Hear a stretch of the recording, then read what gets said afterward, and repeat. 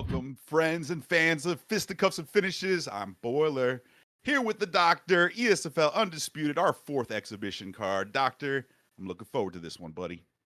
Yeah, no, we've had three other exhibition cards. It's our fourth one. It's going to be a great time. Couple of names that we've seen previously, couple of new names. Going to be interesting to see who's come out, who's the better boxer in each fight. Should be a fun time. Yes, sir. It's a real interesting time in the Undisputed community. You got some folks that have been able to play, some maybe on console that haven't been able to get in, that are watching and really looking forward to getting on. And a lot of talent that we have heard of and a lot of newcomers. So a whole new game, whole new community, some crossover with UFC, but a lot of fresh blood, and that makes it a lot of fun to commentate and help run. So, Doctor, without further ado, how about we take a look at this card for tonight? Yeah, this card tonight we got Heavy Hands versus TM Carti in the first one, so that's going to be an interesting one. Both the first and second match are going to be 6 rounds, followed by an 8-round fight with a 12th round in the 6th, if I'm not mistaken, with a 5th as well. I kind of got a bit lost in that statement there. No, exactly. The main event will always be 12 rounds. The co-main will always be 10 rounds. And then the undercard, either 6 or 8 rounds, kind of depending on where the quality of that fight. Here's something we're really looking for. Not only to have some of those undercard fights go quickly, but we have at 1.5 times damage. And on some of these fights, 1.5 stamina drain. So we're trying to condense some of those early cards, get a lot of action and keep moving. But we want that full 10 and 12 round experience, for those main event co-mains. You know what I mean? Yeah, definitely. We don't want to be. It's nice to see the lower card fight, but you're always hyped for towards the end of the match, the big ones, because those are the people. They're there for a reason. They're looking to put on performance, and given a longer round of times, it works nicely. Unlike UFC, boxing rounds can go on for quite a long time, so you don't want to Yeah. be having non-stop 12-round fights. Because don't get me wrong, it's good from a competitive point of view, but we're also trying to entertain and make sure everybody's enjoying what they're watching. If you have 12 rounds over and Oh over yeah. again, at some point you're just going to get tired of it. No, you hit it right on the head. As someone who really, myself, enjoys dragging it out into the deep waters, 10, 12, even 15 rounds with Frazier like they used to do back in the day. That is my style. But as you said, you got to earn that, just like in real boxing. You don't start off with 12-round prize fights. You got to work your way up from amateurs and up, up, up. So that's part of the reasoning too. And again, we're all here for the entertainment. 12-round wars and tactical battles. We love that when the stakes are high, but some of those young guns early in the card, we got to make some violence happen. So, yeah, that's how the rounds work. 1.5 times damage, 1.5 times stamina drain. On some, we gave them the option. They didn't have to do the 1.5 stamina. And in terms of fighters, we don't ban any, but we highly encourage them not to use the meta fighters and not to have mirror matches. This is just exhibition, guys. One last attempt to tell you guys this. It's an exhibition. Have some fun. We don't need to see Ali versus Not Ali for every records, fight. yes, yeah. So, and actually, what's been so fun about the first 3 exhibition cards, I think, really, is that we've had very unique matchups. Very rare. It's been meta fighters. So that's what we're looking for. So, all right. It looks like we're going to this next fight, or the first fight here, Doctor. What you got looking here with Heavy Hands and Cardi? Yeah, well, if I'm not mistaken, I think Carti's picking Terence Crawford. I'm not too sure about his opponent here. Looking like he may change it up. We're going to be in the welterweight division. There's a lot of picks. You've got Ricky Hatton, you've got Canelo, Terence Crawford, just to name a few. All 3 of those fighters I've just named, I've used personally. They're very fun to use if you able to, because each have their own unique style. Crawford's a bit longer, Ricky Hatton's a bit shorter, and he's coming to the side, and Canelo loves that body hook. Boy, Oh, yeah. Ooh, Canelo's so fun to use for sure. These guys are readying up. I've sparred with Heavy Hands a lot on my own stream, actually. He likes to use Sugar Ray Leonard. I've seen him use Roy Jones Jr., obviously. But we're getting Sugar Ray Robinson here, unless my old man eyes are betraying me. But as you said, this is a really deep weight class. Not all the weight classes are as deep, but I think this one has a lot of potential for fun, especially as I keep mentioning, at 1.5 times damage, 1.5 times stamina, like they selected, makes a huge difference. Yeah, it can do. Just being, especially hitting your opponent cleanly. If you're able to hit them cleanly at that point, you can do quite a lot of damage. Sugar Ray Robinson in the other corner by Heavy Hands, one of the more meta picks, but definitely is still beatable by the means of Crawford. Crawford's ranked 90 as well. He's more looking to use the jabs and straights as his main tools, and then come in later down the line with the hooks. Oh, for sure, for sure. Can't go wrong with Sugar Ray Robinson as your pick, but Terrence Crawford's got that dog in him, as they say. All right, I guess we're getting started here, buddy. We got Sugar Ray Robinson, Heavy Hands on the left, red corner, Terrence Crawford, TM Cardi in the blue corner. Mm, What Well, both of them digging down to the body very early on, trying to get the jabs established as well. Crawford, the one, mainly putting on the pressure here so far, whiffing a couple times, and then counter shot gets by a dead boiler. Oh, I saw Heavy Hands slipping a nice couple counters there. He is big on trying to fight realistically, meaning not throwing 4 or 5 body hooks in a row, trying to get some of that cheese. It's still early in the game, of course, so there's some weird mechanics and just things that are, all for lack of a better term, broken that people can abuse. But I have faith in Heavy Hands. I've known him for better part of a decade in different games, and he's going to try to use this as realistic as possible here. Yeah, well, so far, Sugar Ray standing on the back foot mainly, waiting for Crawford to come in, digging down to that body. Crawford, on the other hand, seems to be liking the lead hook and then coming up top as well a lot of the time, just trying to sneak it through by making his opponent think he's going to dig down to the body and then coming up top afterwards. No, great analysis. And, we've been doing UFC cards for so long, and there's so many different weapons and attacks. And boxing is a little more limited, of course. Only use your fists, there's no takedowns. So you really have to mix the high lows and the left rights in particularly precise and almost random fashion to take your opponent off. Huge counter to the liver there. We're seeing Heavy Hands get a lot of nice counters. Taking a lot of nice counters as well. To bring back to a period point about having a limited availability on tools in this game, especially compared to UFC, the footwork plays a massive difference. If you move, if you go around your opponent and then you fire a shot, that can Yes. allow that shot to then sneak around the block, and that's also what you got to take into account here. Making sure to use footwork and being able to adjust correctly to when your Mhm. opponent's trying to counter you as well. Perfectly said. I've noted a lot since this game came out that the best part, the most fun, and I think the part of the game that advances more than any other combat sports game is the footwork. It is so dang fun, and you can really use it to your advantage. Big shots here, though. I I think Heavy Hands won that first round. Hard to tell for sure, but he's getting some really nice big counters here, man. Yeah, seeing the orange head health of Crawford just there coming out after a couple of trades, you can see every time that Heavy Hands is landing that rear hook quite effectively, to be honest, as well as that straight. It seems to be his main tool weapon here, just trying to make Mhm. Crawford overextend to then really clip him on a counter. Definitely. He's using it as the rangefinder, and it's a little snappier and powerful than a jab, especially Sugar Ray Robinson's kind of doing a little step back with that right hand. So it just comes out super fast. Oh, big shots there by Crawford, though. Yeah.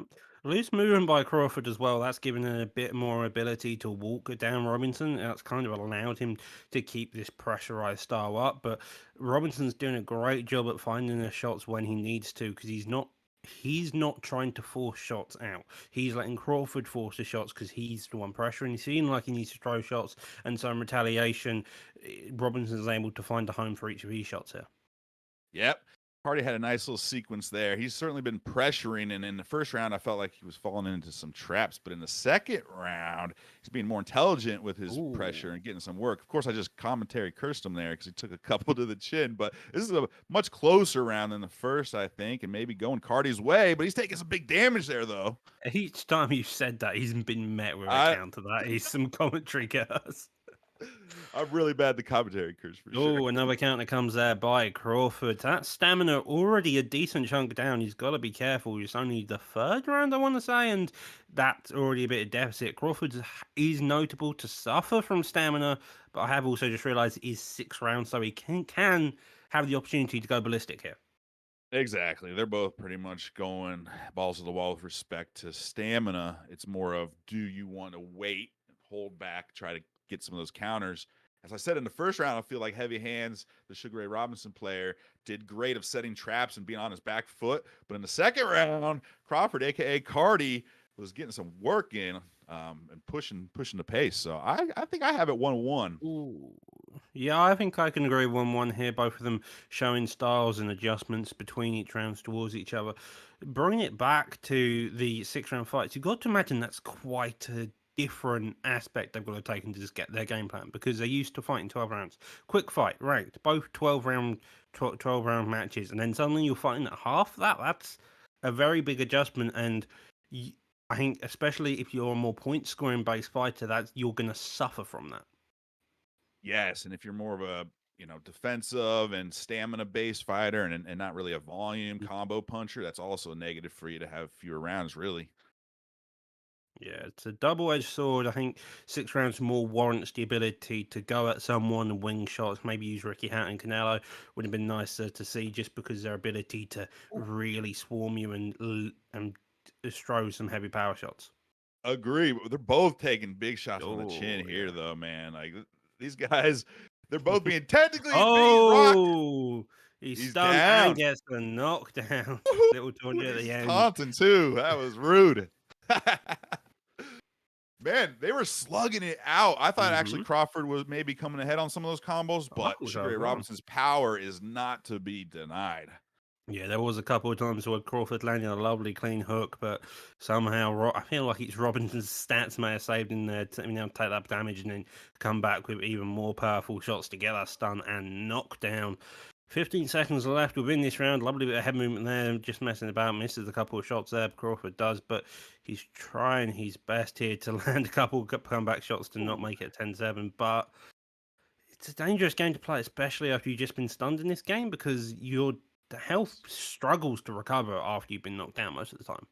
Oh, you said exactly what I was going to go to is, hey, just because you get knocked down doesn't mean all of a sudden your health's back to full and you can just get in there and swing and bang. I've seen multiple times where someone gets knocked down, get back up, thinks they're okay, but they're missing like half their health, take one shot and they're back on the canvas. Now starting to Nice. engage again. If I'm Crawford, I'm probably want to be wanting Robinson to come towards me. I feel like start establishing that jab, start establishing that straight, do a jab, walk back straight can sometimes allow him to walk onto it, and then you can start coming in with the uppercuts and the hooks as he starts getting more aggressive here. Hey, I usually fight as the shorter fighter, almost always actually. And I guess in here you can say Crawford a little shorter, a little less length. Not a huge difference, not like Tyson Fury versus Frazier. I usually have, but you want that taller fighter to have to push forward sometimes because that negates a lot of their reach advantage. So if you can goad them in, I think that's a good tactic that Cardi could employ. But Heavy Hands is pretty smart about that though. And sometimes with the short fire, it's about just countering off a jab.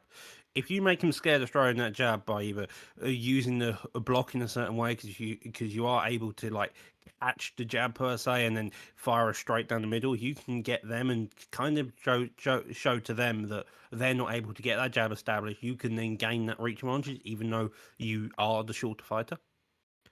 Definitely. You're absolutely right. Big shot, Crawford. His right head Yeah. health's only down to 20% or 10% maybe. It's a scary time to engage. You got to admit, Crawford needs. I feel like one of the things Crawford is suffering from. He's standing in the pocket too long. He's wanting to take pictures whilst he's there, and he's not getting out and using that footwork, especially when he is in loose footwork.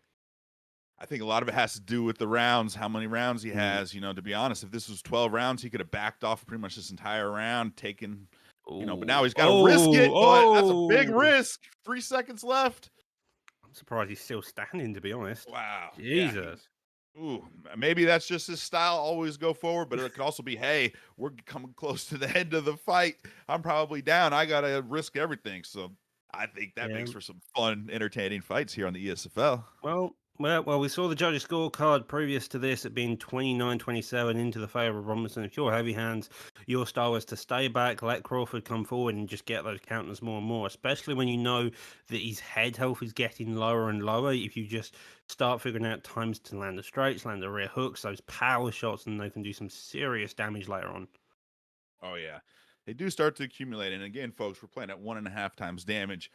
Hopefully someday they'll up the damage in this game a bit, and then we can just play with the default settings. But we found it to be, and really even the fighters, I've talked to a lot of them after their fights the last few cards, and they're like, we really like the 1.5 times damage, makes it more dynamic and more action. So anyway, keep that in mind when we see this. But I don't know, Doctor, you've been in this position where you're down on the cards, starting to get frustrated, only a round or two left. What do you do here if you're Cardi, if You you're stay Crawford? composed. That is the you don't get stunned either. You got to admit now, putting on the forward pressure. Commentary curse, man. His commentary curse. He does manage to recover, and at this point, you got to imagine he wants a decision more than he wants to be knocked out. That's the first and foremost. So if you're Crawford, you make sure to stay composed, you stay patient. Otherwise, you're going to clip with that uppercut hook over the top, getting the knockdown there. Robinson's having a fight of his life right now.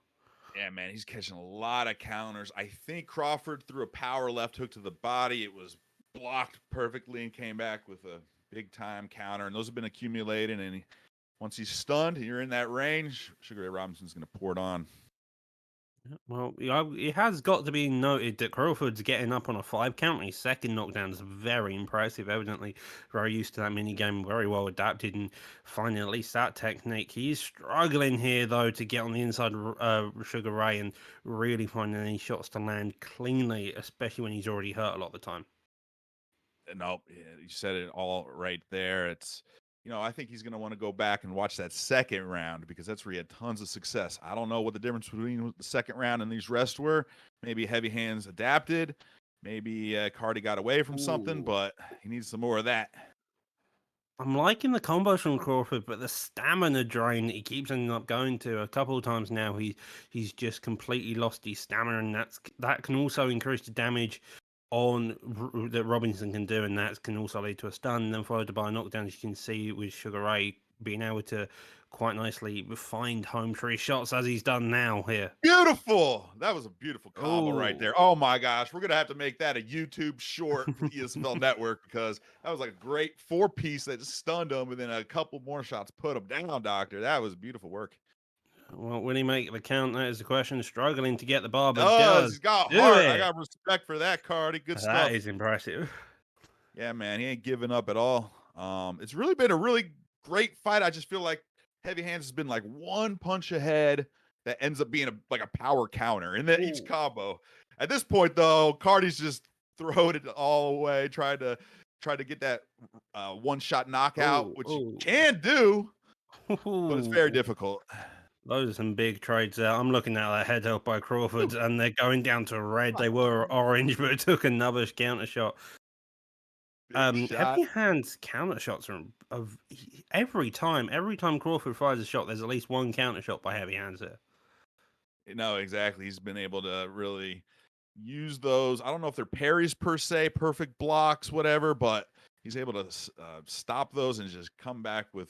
He's got a lot of jab counters, but when those hooks start landing, it's really doing damage. Right, big shot right there. Yep. Coming forward, running. Run at him. Did you see that? I got to learn that. I don't even know how to run in this game. Oh, another one comes and the lead hook gets him to rear hook. Throw in the towel. 0 seconds left. Gets the finish. Yeah. Looks like he wanted that knockout of the night award, man. A great fight there. Heavy Hands put on a great skilled show, but Cardi with Crawford was a legit contender. I thought did really well in the second round and had his moments, but just wasn't enough. He's had these moments, especially. It was just Heavy Hands. Heavy Hands was able to find a lot of the counter shots. He was using Sugar Ray. He was playing on that back foot every time Crawford threw a punch or a combination. He was able to catch that and then fire back, land a big counter, and then be able to move. And just he kept doing that. It was his ability to stand on the back foot, move around, not get caught up on the ring cage, and he was able to just do that very effectively. Yep. And looking at the scorecards, looked like Heavy Hands mostly swept, but we did have Cardi with 1 or 2 with some of the judges. So very competitive fight. A lot of action, lots of stuns, a lot of fun, man. So Doctor, that was just the first fight of the night, man. But I think it was a good one. Yeah, first fight of the night, already an impressive showcase by both fighters. Very fun overall. It was an impressive showcase, yeah. For sure. So without further ado, I mean, we could go to a 10-minute, 15-minute commercial like they do with boxing or UFC, but no, we go straight to more action. Let's go for it. Girardi TV versus NBK Megatony. NBK is Croden's camp. Doctor, what do you know about these guys, and who do they look like they're choosing right now? Well, we're going to be in the bantamweight. I can't see their fighter pictures. I'm not particularly too sure on the bantamweight fighters. I'll be honest. My boxing knowledge is limited at best, especially at bantamweight. I haven't got a Scooby. Knowing Megatony though, seeing him compete a few times on the UFC games, striker, more of a grappler, I think actually in most cases. So he's now taking his hand at boxing. Should be a fun time. I expect that looking at their records, they both fairly well developed in this game. They've had about 40 fights each way, if I'm not mistaken, and so they should overall be an impressive showcase. Absolutely. And, again, this is the beginning of the Undisputed platform. It's early access. Some of these records are legit. Some could be skewed. But I know that for a fact that these guys are equal or better than their records. They're not like cheesing people. They're not getting disconnects. There's some people out there that are like 208. Trust me, they're not that good. But these records are legit, and we make sure, guess what? We're not having any of those cheesers in the ESFL. So they're locked in. I actually didn't even see who they picked either. So we will, once we get in here, we'll see who we got. Charlie Edwards and Sonny Edwards. Hell yeah. All right, there we go. That's what we're talking about. One thing I really like about these games, and ever since I was a kid, you learn about not only the legends, but also the modern fighters, right? So with the UFC, I learned the entire roster front to back. Now, of course, I watch it on TV, but the video game really got me into it. And when I was a kid, I learned all about boxing history from the Sega games I played, for example. So having all the legends, but also these current young guns in the game makes it a lot of fun. Yeah, you can start learning what moveset goes where, and also you can see what their real life counterpart's good at, and then you kind of figure out what the in-game version of that, or the counter opposite. So if you see someone's got a really powerful lead hook like Canelo does in the game, in real life he probably has a similar type of style, wanting to dig down to that body. Exactly, it's so fun. And well, I know Sonny Edwards is a follower of ESFL, and he also recently became a partner on Twitch. So go check out that. When we're not on the air on Undisputed, we'll get a raid out to him sometime in the near future as well. Then Charlie Edwards, of course, both undefeated. I think Charlie maybe had one loss, but both these guys, some of the best the UK has to offer.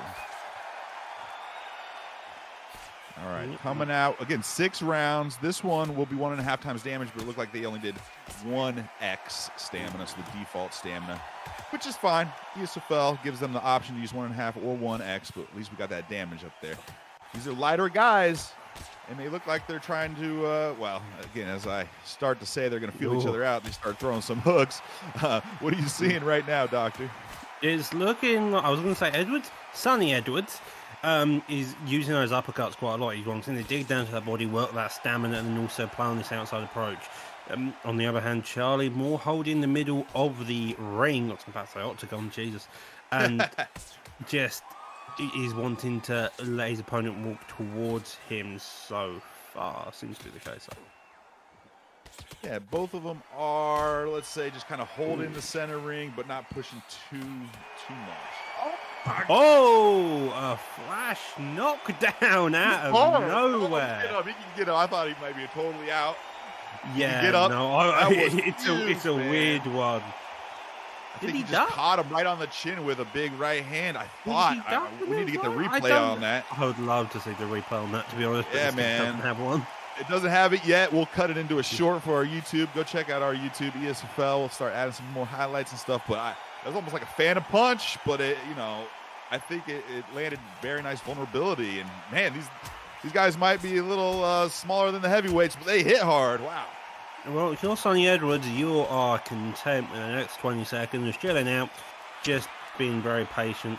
It does seem like Sonny Edwards loves those uppercuts, digging down to that body each time. He has some serious power. It's looking like being thrown straight down the middle. And if you're Charlie right now, you've got to be careful and wary of how you engage. For sure. Yeah, a couple of those uppercuts went right up through the guard, caught him in the jaw. Big win for that round. Got to assume it's a 10-8. I don't think there's 10-7s unless you get knocked down twice, but maybe I could be wrong. We'll give it 10-8 for Sonny. All right. Well, again, this is a 6 pounder, so Charlie really got to sweep the rest of the rounds if he's going to win on the points or get his own knockdowns, of course. Yep. Well, Charlie happily circling, not Charlie, Sonny's happily circling around, just waiting for Charlie to engage when he can. Then as soon as he does so, he just comes into that pocket and just digs straight down to the body while Charlie's just trying to dig up top. I think if you're Charlie right now, you need to be wary of those body shots because he's wanting to dig down to that. And then, as you saw with the flash knockdown, he digged down to the body countless times and then dug up top afterwards. Exactly. That's a great way to take advantage of your opponent there. And we just saw Sonny throw like 3-4 big shots to the body. But Charlie's got to be relatively desperate at this point, and this is where Sonny can set traps. It's an impressive showcase for saying you're only like 2 minutes into the round, already establishing, getting the rock there, digging down up top. To keep going to that body, it's looking like Charlie's just trying to get that distance so he can recover from the stun. Edwards happy to not push into the pocket, though, letting Charlie recover right now. It can be pretty tough to deal with someone who's really dedicated to go to the body. You got to really start dropping your hands, and if you do that, it can come up top quickly, especially if you're trying to push forward and they're cranking at the body. They get a little bit more reach. So we got about, 30 seconds left here. Charlie's trying to get on that front foot, but he's taking a little business for his efforts. Now they're kind of doing a ring around the rosy, putting that lateral foot movement to the test. Charlie doesn't want to engage because he knows he's going to run into issues, and so he wants to keep him long. But the issue is he can't figure out that range against Sonny, and Sonny's doing a good job at any time Charlie starts to engage. He's just going straight to that body each and every time. And so that difference between the two fighters there is making life extremely difficult for Charlie and making it extremely well off for Sonny here. Yep, nope. Another great point. I would say, Doctor, that the best counter to someone digging at the body all the time, well, it could be a knee to the face if it's UFC. But uppercut. I feel like the uppercut, when someone's down, digging at the body, and you uppercut them to the face, doesn't necessarily do enough damage in this game. However, I've seen some pretty big rocks off of that, so maybe that's something we need to see from Charlie, a little more uppercuts. Yeah, a step back can also work in this case because their uppercuts have got a bit shorter range than the jabs and the hook. If you step back as well and then fire the uppercut, you may have a success. You step back and fire that straight down the middle, that can also work. The main thing you're trying to discourage is going down to the body. Any way you can do that, it will pay off for you because that's his main tool right now. Digs down the body there, lovely counter, but that's only one compared to the 3 or 4 shots that Sonny has landed in a row here. Oh, yeah, he just got 3 big counters in a row, all to the body, and they were all finesse. They were all just, like, perfectly timed based off of defense that turned into offense. Real nice. Oh, power right to the head that caught perfectly, stunned him, threw him off balance, and then dug to the body. Great work.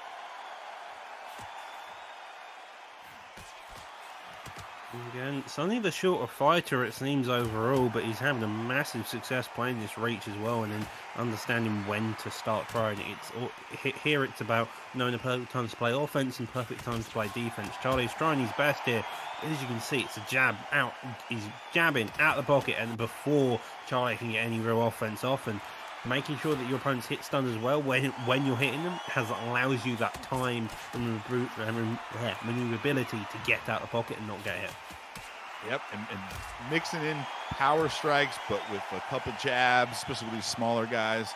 Kind of feints are not really in this game as much, or they're not as well done yet, I think. Hopefully the feints will be worked on. But being able to throw like a couple of small shots real quick, bang, bang, just touch them, hold off, and then throw a power as your counter.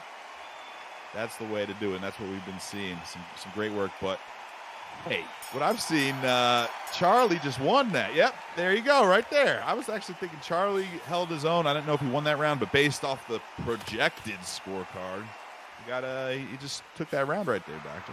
Yeah, projected scorecards are that projected, and sometimes they can be totally inaccurate. So it's very much a case of take it, but also be confident in yourself.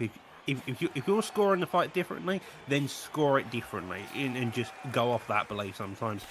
If all else fails, try and get a couple of knockdowns. That usually works in changing Joe's scorecards here. Charlie, no, on the aggression, having a couple more, having a bit more success than previous times. Sonny, on the other hand, is again just going back to the same idea of wanting to engage, and when he gets into the pocket, working that body as best he can. And again, this is the 4th round. Man.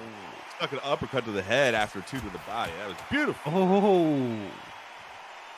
You can now start to see Charlie also land those uppercuts a couple of times when digging down to the body. Isn't doing a lot of damage, it does seem, but it's definitely a deterrent and stopping the counters from really killing the body health of Charlie here. It is, and as much as it's damaging in game, it's also damaging to your mental state when they keep catching you like that. So it's doing some damage in game, but it's also doing some damage to your psyche and all that too if you keep getting caught up like that. Yeah, confidence is a massive thing. It's in any fighting game is that as soon as you lose that confidence, you lost your ability to want to engage, and if you're not willing to engage at any point, that allows your defense to suffer, because sometimes the best defense isn't offense, and that keeps your opponent scared and constantly guessing about what to throw. And sometimes they throw something that they shouldn't throw, but they feel like they have to just to get you off. Nope. Well said as always, man. It's been great doing commentary with you so far. This is only the 2nd fight of the night. We have 5 scheduled, and our main event will be a 12-rounder. Looking forward to that. Doctor, looks like Sonny has taken some damage. He's down to 63 health, but otherwise he's pretty much in control, don't you think?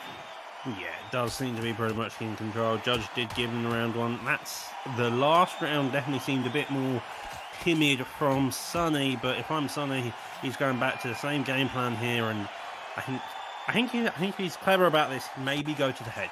Use a couple hooks to the head. Start rebuilding this idea of he wants to headhunt now, because he knows the body's protected. If you start building this idea that he wants to go to the head, that's going to open up the body, and by doing that, he can then start getting some further stuns. If you're Charlie, on the other hand, it's just maintaining his defense. I think for him, it's not more about blocking, it's more about footwork, making sure he's out of the range of these punches, because he doesn't know where they're coming. I was going to say that essentially I think he needs to use some of those step backs that you were talking about earlier. I haven't really seen Charlie try those step backs and really try those lunges, lateral lunges for counters. You can really make someone just hang out there like Wile E. Coyote off of a cliff. You're in trouble if you throw those uppercuts to the body and you get stepped back on. So I'm loving that's a viable Charlie. tactic we haven't seen. Yeah, no, I am also loving Charlie's want to dig down to the body with uppercuts and then coming straight up the middle with the uppercuts as well. It's a lovely little combination there, and it's doing some damage. Wanting to engage there as well. A couple of straights landed. A little bit of a taunt there, going over the hook. Both of them missing a lot of their shots there, just trying to land damage when they can. 30 seconds left in this round, and it's like they're both wanting to throw leather at each other. Yes, they realize time's running short.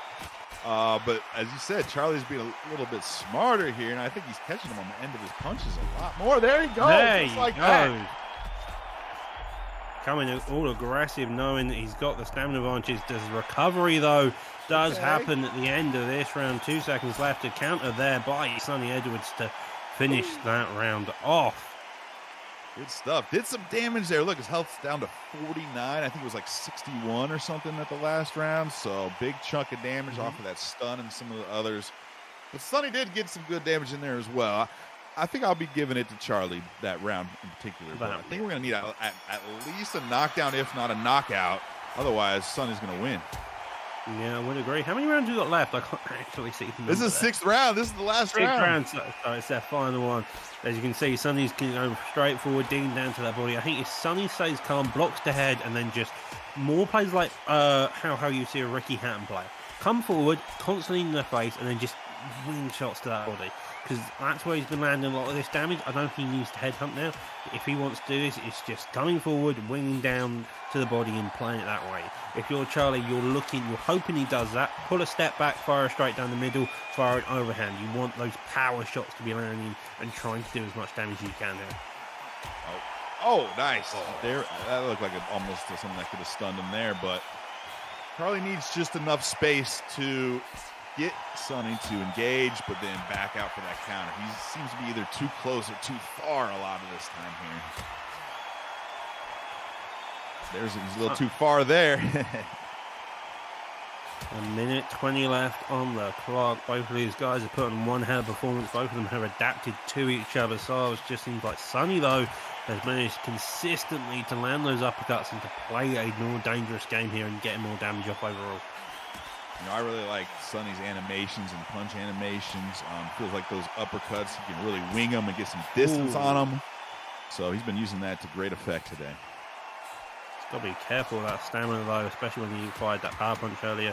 Now at middle health, 30 seconds left. Looks like both of these guys are wanting to show as much lever as they can. Really secure the judges' opinions here. Yeah, you never know. I mean, with 6 rounds and the judges crazy, just as crazy, if not crazier, in boxing as in MMA. So I can see why Sonny isn't staying back and is trying to get another knockdown. But takes a lot of business. Oh, big shots. Hurt. Sonny's hurt. Those are some lovely counters from both sides overall. Wow. You saw a couple of slits back from either side, both of them looking Charlie finished strong. Yeah, great fight, man. Charlie did not give it up. We got the dub, though. I mean, well, the Sonny got the dub, but you know, he got that knockdown in the first round. If he didn't have that, I think it would have been a lot closer fight. What do the scorecards say? All right, fair enough. Even without that early knockdown, probably would have gone his way, but super fun fight, Doctor. Yeah, no, it was super fun. Very impressive form. And Sonny starting out the first round with a flash knockdown and then kept digging down to that body. Charlie, as the fight went on, got more and more adept, more understanding of what he needed to do. Couldn't implement all of his styles, but did manage a lot of it. And as the fight progressed, you saw Charlie gain a more good understanding of what he needed to do. I think if that was a longer fight, you may have been able to see it go a different way. Good stuff. And I'm going to break the fourth wall and say, hey, what's going on? You guys need to have your names on Steam match the names you sign up for on the fight card, guys. It's not easy for the commentators to figure out who Raven is. I think I know who you are, but I just wanted to point that out for everybody. But awesome fight, guys. I'm just messing with you. Super fun fight back and forth. I loved it.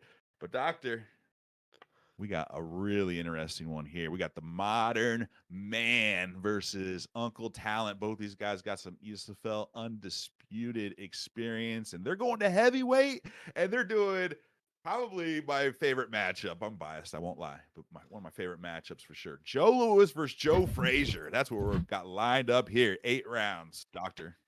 Yeah, 8 rounds. This is 2 rounds longer than we previously. We've seen bantamweights hit as hard as all hell. Mighty people who can just get flash knockdowns. You can imagine what heavyweights can do, especially when you have Joe Frazier added to the mix. The man's got killer hooks for a reason, and he's probably looking to knock your head off using them. Oh, he is, but trust me, Joe Louis hits pretty much just as hard, and he's a little slicker and a little longer. So it's like the perfect clash. Joe Louis tough as heck, and Frazier, of course, has heart for days.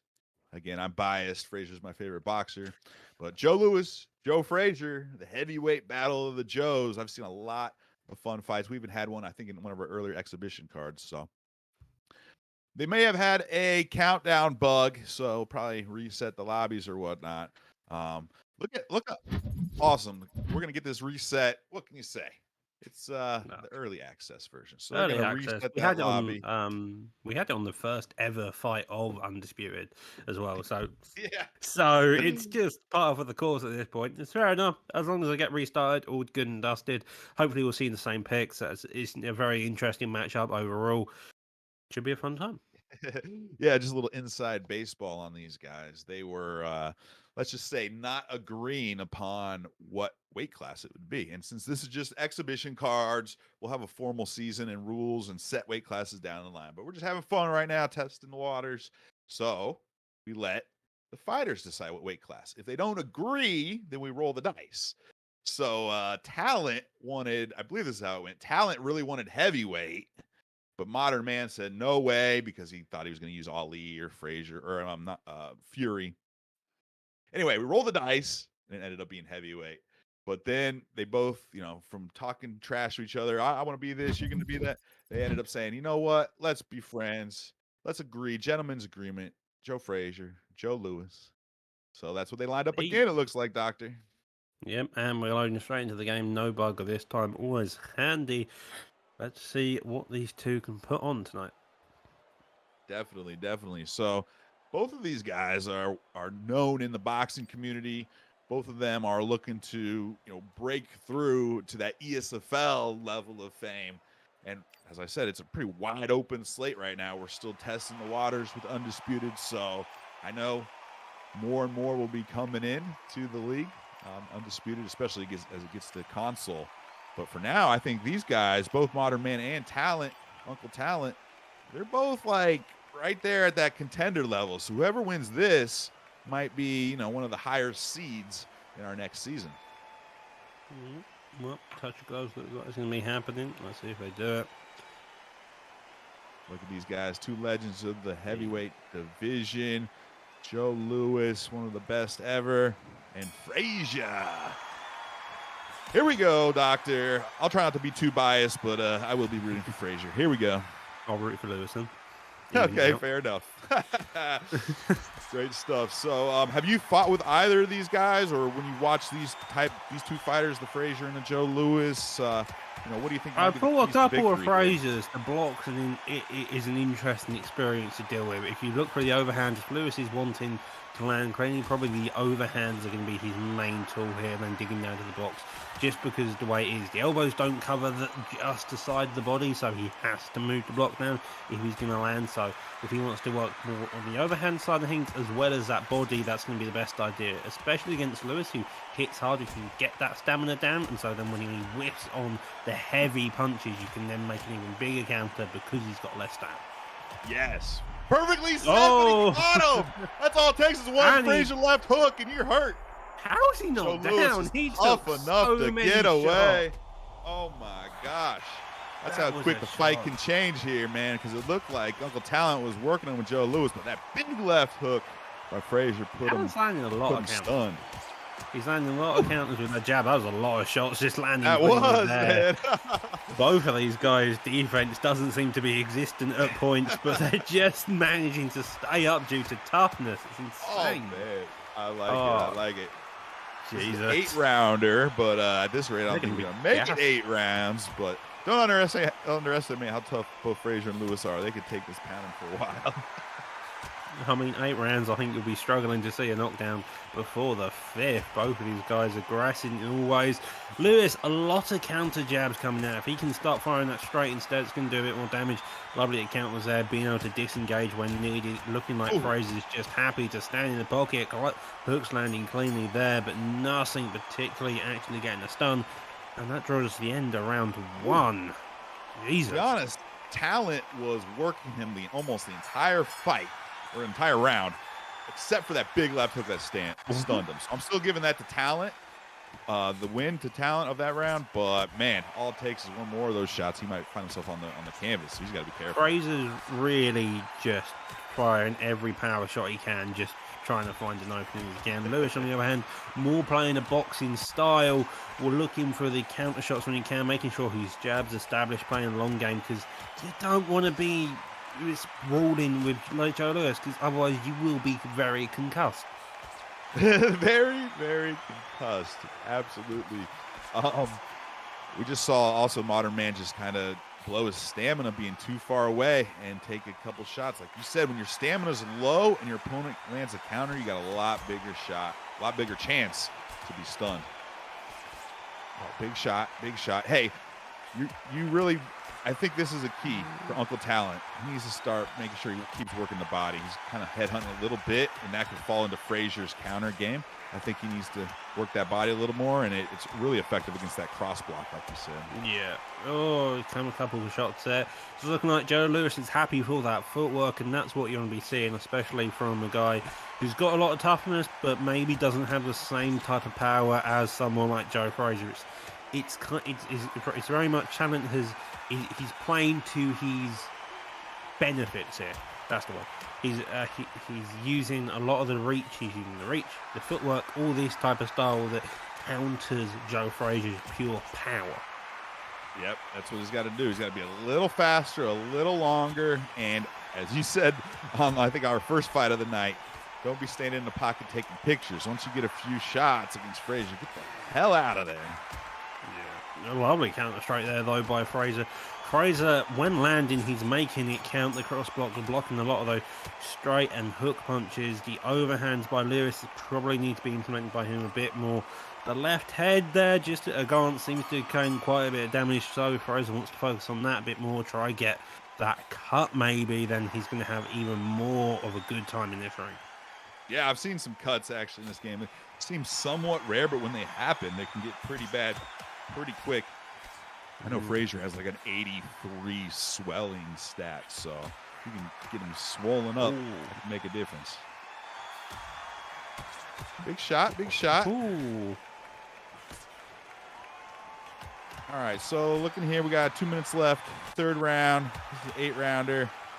Got to think Uncle Talon with his Joe Louis is on top of the scorecard, but Frazier only gets stronger usually as the fight goes on. I'll tell you that. Yeah, well, currently seems like Joe Louis has got this footwork advantage, and he's doing it fantastically well. It's looking very impressive as you're watching it. Just seeing him walk into the pocket, fire a combo out the pocket. Seeing Joe Frazier fire an uppercut or a hook in retaliation whilst he's not there, and then coming back in and doing the same thing over and over again. Lovely hits done there, clips in on the hook whilst the head movement comes out. Frazier just trying to look for a counter, but it doesn't seem to be working very well right now. That was good work, absolutely good work right there. And I think Uncle Talent is using the distance and the footwork more than he was in the first couple rounds, which is a smart thing to do. I love seeing slugfests in the phone booth, but he's fighting smarter, which is what he needs to do if he doesn't want to take some kind of random shot that puts him on the floor. So he's outboxing him now, it looks like. Ooh. I mean, the shots by Lewis looking a bit cleaner. I mean, Frazier doesn't need clean shots, to be fair. The man just needs... he can go through your block, he can get a stun that way. It wouldn't be hard, but he needs to be in reach. Just straight, though, coming over. Another straight, couple power straights, dig down to the body, over the top. The bell saving Frazier from any more damage. As the round draws to a close, you can see Lewis high stamina, about mid health coming. Can't see Frazier, sadly, but you got to imagine it's probably somewhere around, probably a little bit less due to the power shots being thrown by Frazier. Yeah, I think my guess would be Frazier be in the mid-50s or so. That was perfect work at the end there by Talent, and that's what he needs more of. Having modern man as the Frazier overextend, gas himself out, and then miss a big looping hook, and then whop, huge straight right to the head, stuns him. Well, that's what Uncle Talent's looking for. Like that. Yeah, that was nice too. Lovely jobs all around. Well, going towards the scorecard there, we saw 29-28 in the favour of Frazier. And you've got to imagine, if you're Frazier, that gives you a bit of confidence. Maybe that second round, although it didn't feel like it went your way as we kind of looked at it from our perspective, he did have some success, and maybe he can start landing a bit more like power shots, but it gives him a bit more confidence to then come forward and be willing to engage. Lewis trying his best there, taking a couple of shots though, and he's got to be wary. He's got to make sure that defense and the footwork is on point each and every time he bothers to engage. Yep, for sure. Big counter there, man. That was some good work. That might put him ahead on this round. We've had a close fight, and this is a super close round too. Yeah, this is a rough round from both opponents. Lovely step back on the hooks, just missed, and coming in with the jab, but the counter hook coming there over the top by Frazier. Digs down, both of them engaging. I can't believe he got him, man. Nice. Wow. Modern Man's just chucking it. Like you said, it's not super technical, but doesn't need to be clean shots. Just like a slugger. That's Joe Frazier. He's a slugger. The person needing to be technical right now is Talent. He needs to show his talent and be able to use that footwork and the general capabilities of firing combos when needed, and making sure he stays out of the way of the pure brute force of Frazier here. Well, he just kind of like 3 or 4 counters in a row. Takes two for his own worth. His left head health's really low, man. Even though Frazier's known for his left hook, his right hook is not weak. So you take 2 or 3 big right counters to the head in a row, and You saw there, Joe Louis is almost zero health. Power hands. He took 3 of them. He should have been on the floor, I'll be honest. Even at 1.5 times damage, we need a little more, maybe. I could agree sometimes. Joe Louis is tough as hell, though. We'll say that. Well, this is a damn good fight. We got a few more rounds if they can make it. But, Doctor, it's hard to say who's winning, and I don't care. We just need some more violence. How about that? Yeah, I agree. I mean, they're not trying to go a decision. The game's kind of not giving them the stuns when they want them, but or they're happening towards the very end of the round and the bell's just about saving them, so no knockdowns have happened just yet. But Fraser is through no lack of trying, and Lewis through no lack of finding a home for those counter shots. That straight has been one of his biggest money shots so far. Every time he's come in, he's landed that straight cleanly over the top, and it's quite a good job by him, especially when you take into consideration Fraser's guard getting the stun though. Now coming forward, trying to whip power shots towards him, but the footwork of Fraser standing live, but doesn't give him enough, getting dropped to the canvas. Wow, man, he thought he was far enough away, thought he was safe, but Fraser's able to use that footwork, like you said, cut off the ring, and next thing you know, he's toe-to-toe with him and threw a few more hooks that just the guard couldn't stop that damage. All right, man, a minute left. If you're Uncle Talent, I think you got to back out, man. You got to survive this round. If you get knocked down again, not good.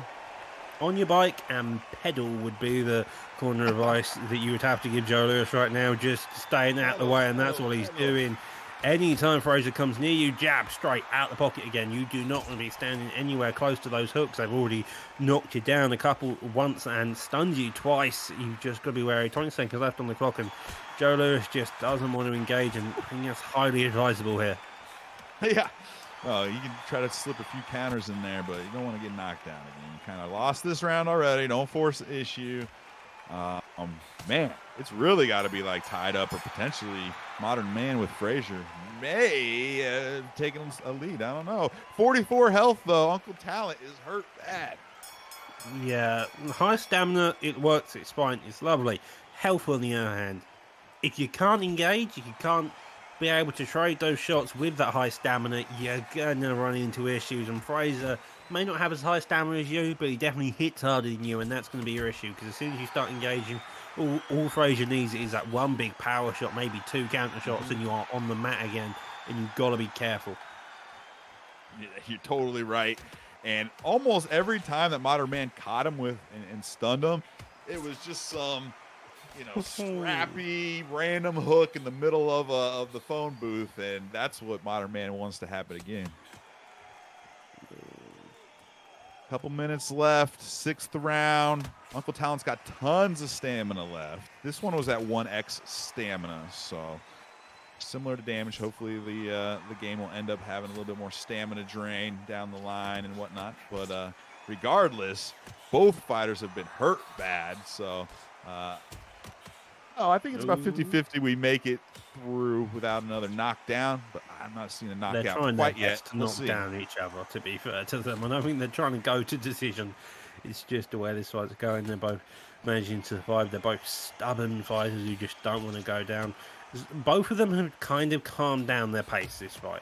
I say that as a wild overhand gets thrown there by Joe Fraser. Lewis is coming forward. He's not thrown as much because he knows when he comes out aggressive that he does it. But now digging down to puts him down with the body work, and now it's a 10-8 for Joe Lewis as of right now, though.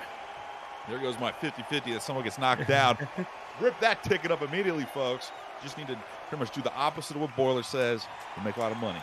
Anyway, Uncle Talent had the perfect counters there. He had the distance. He let Modern Man overcommit, caught him with a couple straight punches, hurt him, put him into the corner, and then just tore up the body. That was great work there by Uncle Talent. Yeah, he played the game correctly. Put the pressure on, made life a bit difficult. Now he's evened it out, 10-8 either way, 56-56, 2 rounds apiece apart as well. And so now these are the rounds that become the most important for both of them. They've got to stay calm. They've got to stay calm and collected under the pressure, because these 2 rounds are the most key. It's the final 2 rounds. They've got to win this round to really see who's going. Lewis, very much he's changed his style, it seems. He's not quite as heavily engaged. He doesn't want to brawl because he knows he's been caught several times from that. Fraser, on the other hand, he's waiting for that big shot to land. I wonder if Uncle Talent just had that bloodlust early on, or just the ESFL jitters / adrenaline. I think he should have fought off his back foot a little bit more, and he may have already gotten a knockout by now. But now he's fighting smarter. Let's see if he can, use a little bit more of those technicals to catch Frazier, or if he reverts to slugfest again.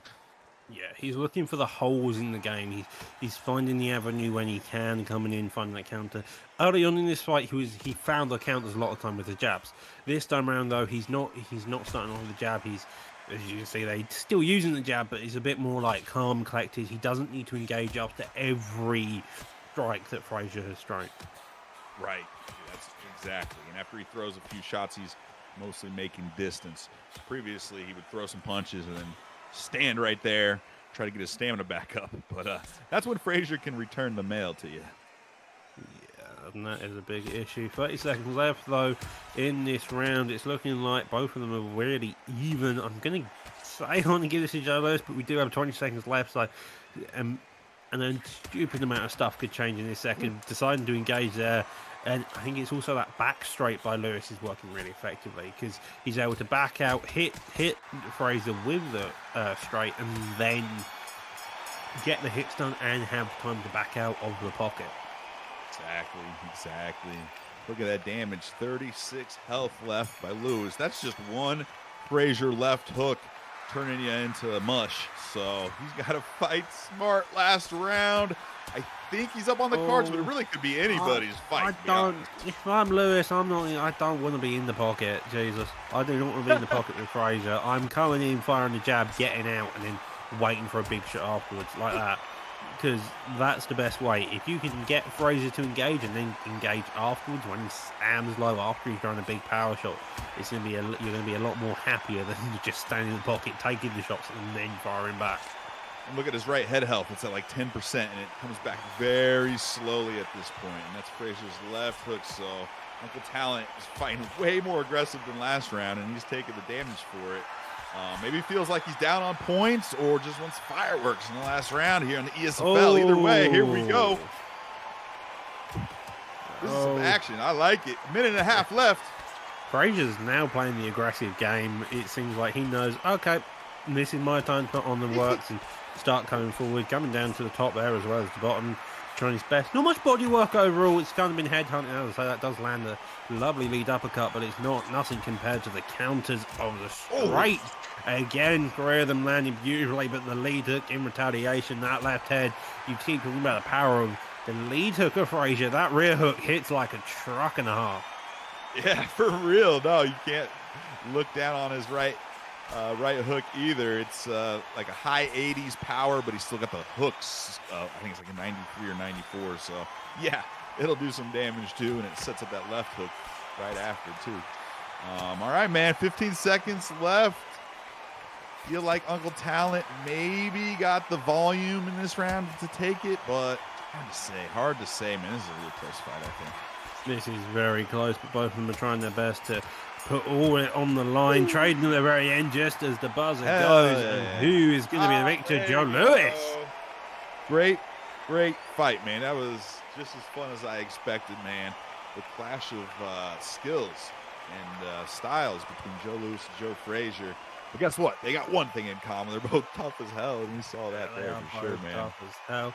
To be honest, about the midpoint fight, I could see that going to Joe Frazier. That first knockdown, the power, the damage, all of that combined definitely felt like it was going towards Joe Frazier. Then as you can see on the judges' scorecards, those last 3 rounds after that knockdown by Joe Lewis, he managed to start understanding what he used to do, made the adjustments. He wasn't standing there, wasn't brawling non-stop, and that gave him the better ability to be able to get out there, have a bit of fun, and then be able to do all of his damage when he needed to. Yep, for sure. A little bit further apart on the scorecards than I thought. I thought maybe that 76-74 was about appropriate, but either way you slice it, almost every single round, except for, I guess, the rounds that get knocked down, was like razor thin. So tons of fun, tons of action. Good stuff, Doctor. Man, we're having some fun tonight. What do you say? Yeah, we definitely are. 3 fights done, all of them absolute bangers across the board. Only one KO, I want to say, but not with a lack of trying. All of them putting on a performance each.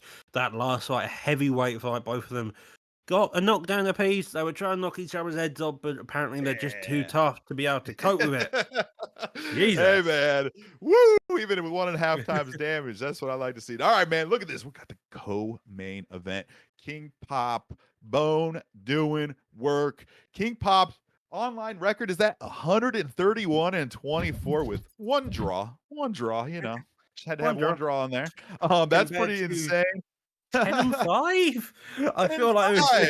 it Maybe he got I quit mean- on a few times in the first, day of and decided not to go on ranked anymore. I am personally 0-0 in ranked. I know Bone doing work. His first ESFL event, I think, was like ESFL 16. I'm pretty sure that was UFC 2. I'm pretty sure he was in the first Undisputed fight as well when we had Yeah, he was.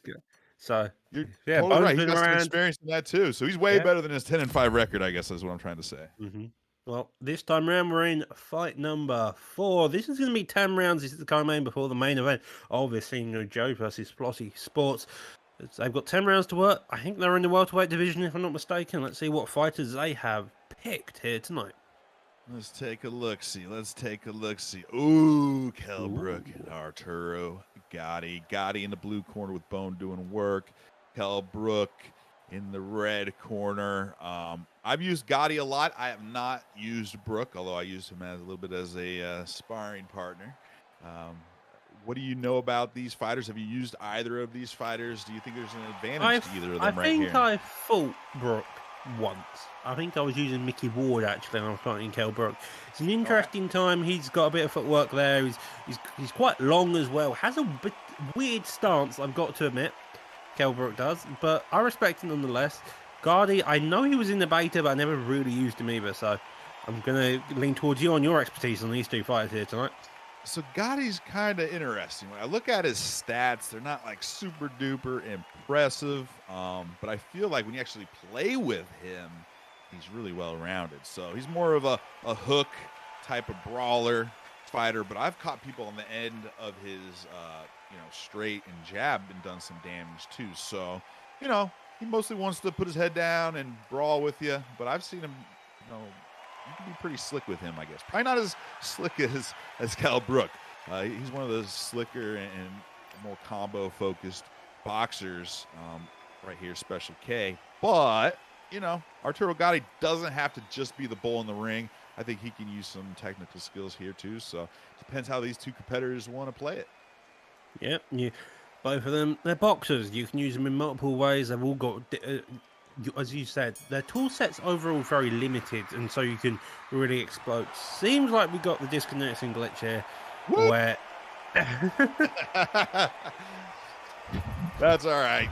It's all right. We're gonna get that all reset again, folks. We'll hold on to your tickets, all you out there gambling. And Kell Brook did not win that. It was not disqualification.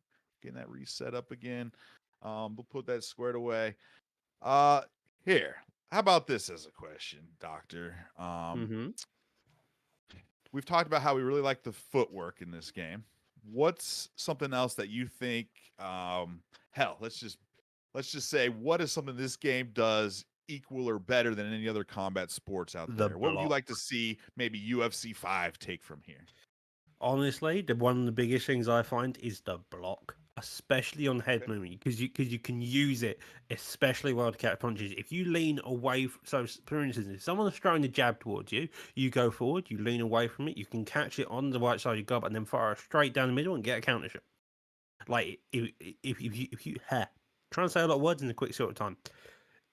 If you can find that and get the idea of how to counter at the right time using that block with the head movement combined, it can go perfectly. Same way with the Philly shell. Philly shell, typically, you have an open side, but if you can use head movement at the right time, you can block that overhand hit in that open side of the Philly shell and then be able to counter with that lead hook as well. It's a lovely time if you can time it right. It takes a lot of skill, but when you get it off, it feels fantastic. I like that. That was perfectly said. I'm a huge fan of the block here, and honestly, in Fight Night Champion, that was the one thing I hated the most. That block was an interesting time. Weak block, or you just press one button and it blocks. There's not even an up down. So I always hated that. They're locking back in here to finish the thoughts on the block. This is apparently only an offline sim mode now. I don't know if it will be added online or what exactly. I haven't really tested it, not gonna lie. But there's supposed to be a 6-point block where you kind of block top left, mid left, bottom left, and kind of you're able to, when you use head movement, also change your block and be more specific. So I haven't really played with that much. I've heard it's pretty cool, but needs some work, and it's not online yet. We're not going to see that here, but that just kind of goes to your point there that you can use head movement and block and even more customization defensive options. That's huge. That's how you can combat spamming. You know what I mean? Yeah. Seems like we're still having a couple connections issue here, but if we can't get this right, hopefully they'll be able to get it sorted. But if we did go down the lines of the block again, it's more physics based as well. It's all about in relations to punches to your arms, and that allows it to be able you're able to control and dictate what parts of your bodies are more open. Because a Philly shell, it covers your body, whilst in a normal textbook guard, it covers you do have those elbows to help stop against the hooks on the side if you're at the right distance, and depending on where they're being fired as well.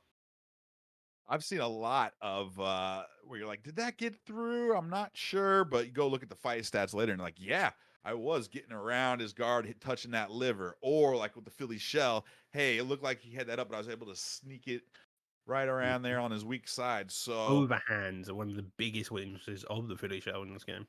yes, and there's been definitely some controversy with regard to the tracking of punches and the accuracy. They still got to work on that, and they still need to work on just overall hit detection and the physics we're talking about. But it's in pretty good shape, except for the ghost punches. But that's like a network issue. That's The desync issues that's are the something desync different. issues. That is a different issue. It would be That's nice if we different. didn't deal with all the desync, but sometimes you're only given so much to work with. And to be fair, for saying what they've got so far, it's a very impressive showcase. As you mentioned, on the amount of depth on some stuff, like the block, for example, that's a very in-depth mechanic. And if you talk about the footwork as well, that's another very in-depth mechanic. Each of these different techniques and gameplay features have their very minute details, which if you can execute properly, just only add to the experience and technique of the game itself. Definitely, and that's what most of us are looking for. Sure, some people want an arcade game, but I know a ton of people that want something that's more sim, maybe not fully sim, or there's that debate of what is sim in a video game.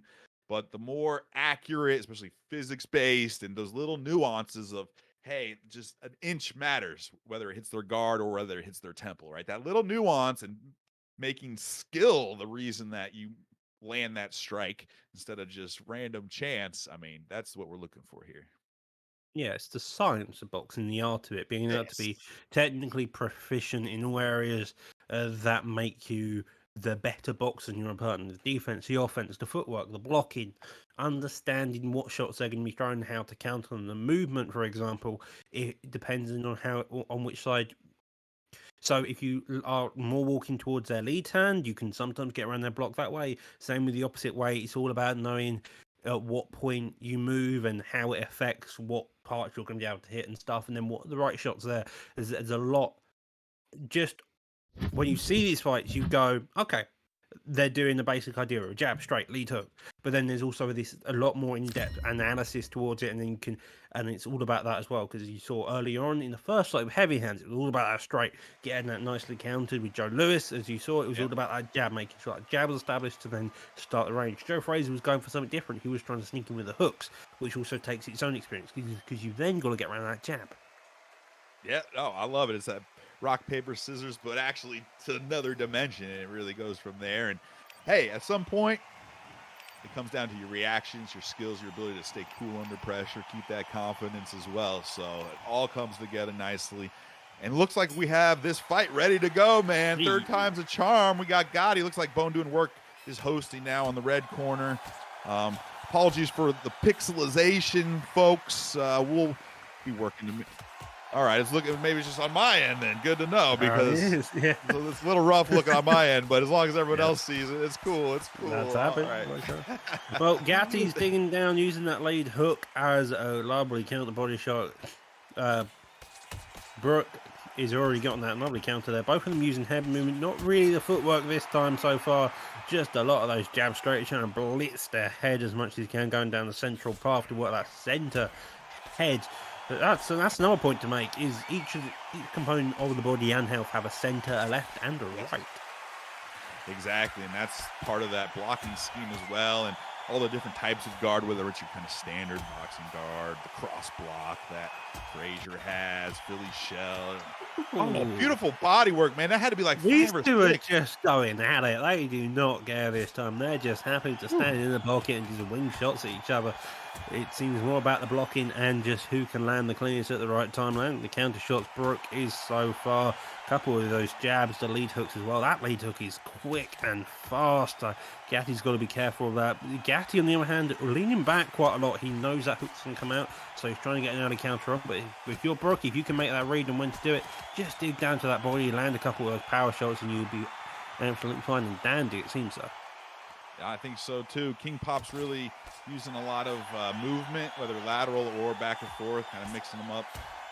Those directional punches, like let's say you're circling to your right and then you throw a right hand, those really can do extra damage, and they have kind of specific animations that sometimes are a little faster or have a little better reach. So, Kell Brook's not only using that distance for that, but also to throw some of those unique punches.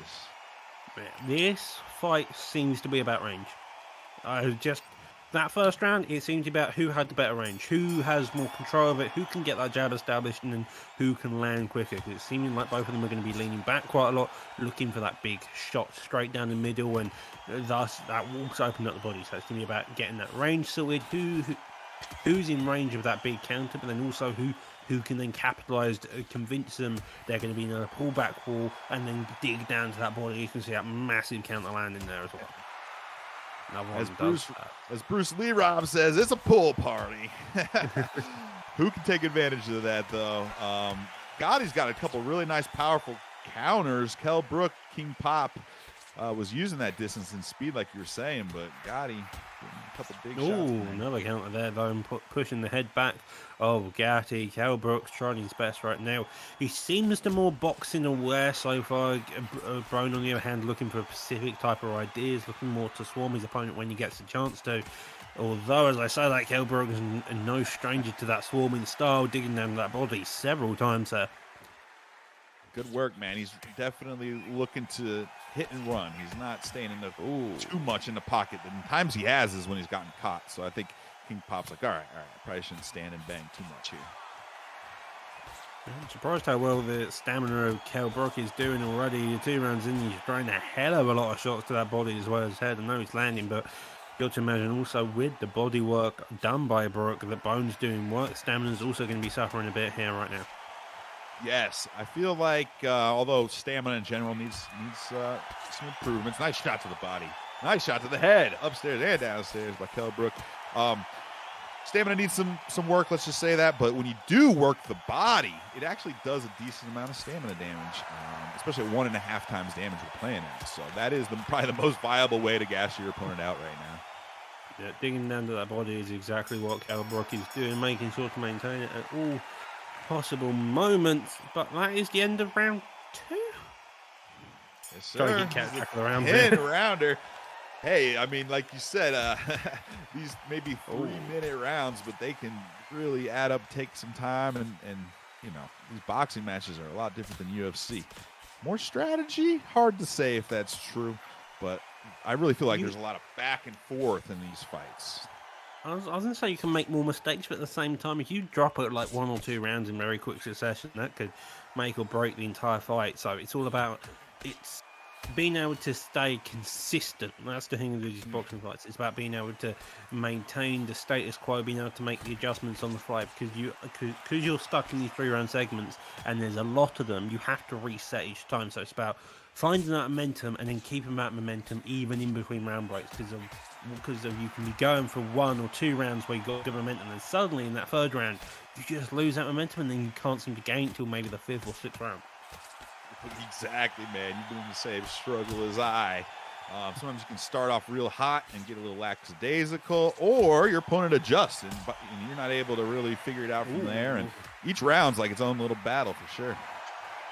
I'm loving the body work by Kell Brook, and then coming up top afterwards, it seems to be really Ooh, effective. nice. Bone is struggling to hit his opponent, it seems. He's too short to fire to that uppercut, missing, just glancing the nose of Gatti. Just trying his best just to get into the pocket. I feel like if I'm Bone here, I'm coming forward. I'm the one putting pressure on, and I'm digging down to the body. I'm doing what Kell Brook is doing to me, and I'm doing it better. I'm doing it in retaliation. Yes, no, he needs to be on the front foot. And maybe while he's coming in, block or move your head and miss a couple shots, and then toe-to-toe looking for that counter. Easier said than done, I know. But we're seeing it not only his speed, but also that length advantage making a big difference here. But Kell Brook, oh, nice work there, like right there. That was a perfect example where Gotti, Bone doing work, got a few really nice shots in, but then he was out of stamina. He was just frozen there, and Kell Brook was able to go pop, pop, and that's going to win you the scorecard for sure. Yeah, well, 30-27 into the favour of Kell Brook. The judges seem to see what we see so far. Kell Brook leading the fight in all areas. I think Gatti needs to make one big adjustment to start off with. You can make one big adjustment, that throws your opponent's game plan completely off, and then you can start doing minor adjustments that then take more time for him to adjust to afterwards. Yes, and with a 10-round fight, you do have a little bit more time to implement those changes in the game plan. But Kell Brook has a different idea there. He's doing a lot of little side steps. Circling towards the power hand now. Blade hand, sorry, and just making sure that he's out of the way of that power hand. Getting past that jab a couple of times. The straight also missing. Bone trying his best to figure out what's the best move on the head movement. Jab and a straight landing cleanly there. Another one comes over to there. Another counter straight. He's doing a lot of damage. Digging down to the body by both of them. But it's looking like Kell Brook is the more efficient fighter here. He's able to land clean and get out. And also maintain that stamina. Gatti looks kind of tired on occasions here. Yes, both on the long-term and the short-term stamina. Kell Brook's ahead of the game, and it's got to be real frustrating when Bone doing work feels like he's got a couple good shots in, but then he takes 3 or 4 in return. I haven't seen a stun with how cleanly Kell Brook's landing. He's definitely playing more of a boxer-puncher role here. He's boxing when he can do, and he's not trying to brawl at any point, because that's what Gatti wants, and that's what Gatti needs, to be honest. He needs that brawling aspect, and Kell Brook managing to use those long arms of that jab and straight to cause distance, and then when he gets in close, to hooks and the counter hooks are coming in nicely there, as you see. Another straight just down the middle. Perfect work right there. Great point fighting, not taking any damage, and landing. And big work. Those are added up by King Pop. If he keeps, I'm going to call it pitter-patter, but those are shots that will hurt. But if you keep that pitter-patter, exactly, great way to put it. He's just touch, but those touches start to add up, and by the 6th, 7th, 8th round, you can start putting more behind them.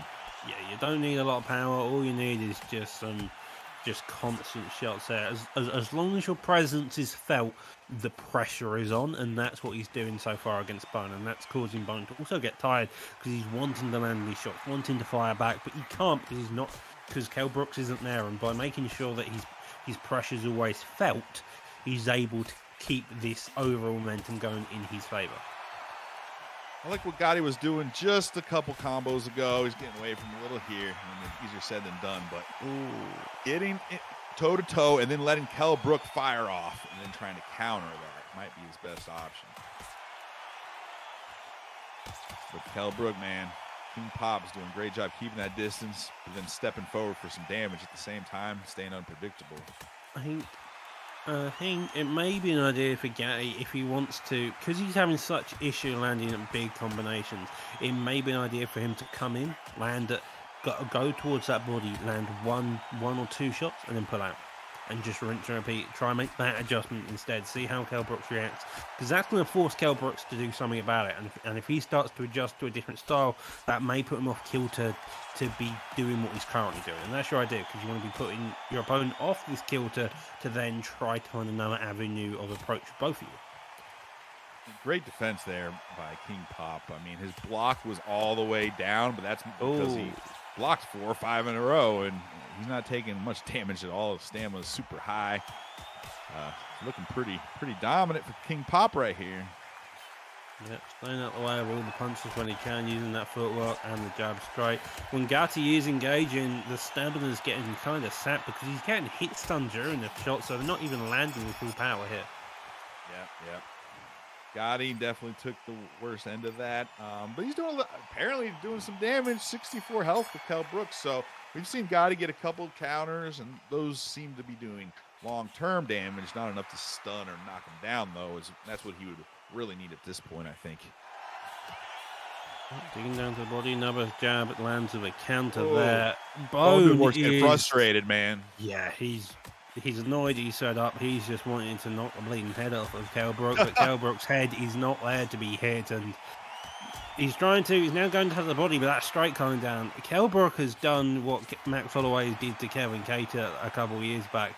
He's just there, he's hitting him, and then he's getting out of the pocket, and that body stun coming there whilst he's stunned, now coming forward, runs forward, digs down to that body again, that health extremely low, digs down, and he drops Gatti. Jesus.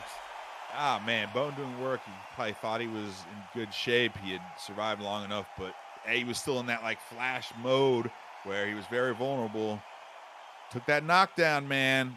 That's got to be real tough. But as we said, he was getting frustrated. He was just coming out a little wild. And, man, King Pop made him pay for being wild. Again. Digging down to that body. He knows that body's hurt. Digging down again. Another one landing. That's the second knockdown in one round. A minute left. If Bone can get on hit up at this point, he's going to struggle to survive because that's a second knockdown within 10 seconds maybe. He gets up again. He's got 1 minute 6 on the clock. This is going to be a rough time for him. One, if not two, of Gotti's perks are for getting up easier, and when you're hurt, things kind of go your way, whatnot. That doesn't mean you can take a continued beatdown, though. So he needs to survive this round and regroup, man. Because if he goes down again, I don't want to be engaged until Gatti. You're just on your back pedal as much as you can. Digs down to that body again. Digs down again. That block he's trying. He's damaged. He's going all the way through. 3 seconds left. He's just going to fight. If you were Kell Brook, you've got to be annoyed with yourself. Because he could have just gone to hell. He conditioned Bone to worry about that block. So you've got to imagine, you're Kell Brook in the next round. You're going to dig down to that body, get that stun, then just go absolutely mental with power punches towards the head. Ooh, for sure. Bone all right, man. Only way to get hit with that body. He is. He needs to just somehow goad out some sort of power counter after blocking a body shot. I don't know. But at some point, I guess he just wants to throw so he can catch him. Better to go out on the shield. I don't want to say all technique's gone out this fight, but I definitely feel like the technical level with Kell Brooks that was playing patient and secure has now gone out, and he's now just wanting to kill that body. Exactly. He's like, all right, I'm going to start throwing 4, 5, 6 shots, mostly to the body. Fire back if you want to, but you'll be the one that's hurt more than me. Now, on the other hand, Bone doing work needs to lure him into a false sense of security and catch him with some huge power shot. I mean, I think that's the only hope right now. Digs down to the top, digs down again to the body. Another stun there. If you're Bone, you're on your black pedal. Oh, Jesus. Nice. Goes on the power hook there. He does. The man is to survive. He needs to walk horizontally. Walking down with your hands by your hips, that's an insane move by Bone. Showing the confidence on him, but I respect it all the less. He's got another 3 rounds of this if he wants to survive. We're in the 7th round. This is a scary time for Bone. Oh, that's the big problem. Digs down to it again. How is he still alive? I don't know, but he's managing.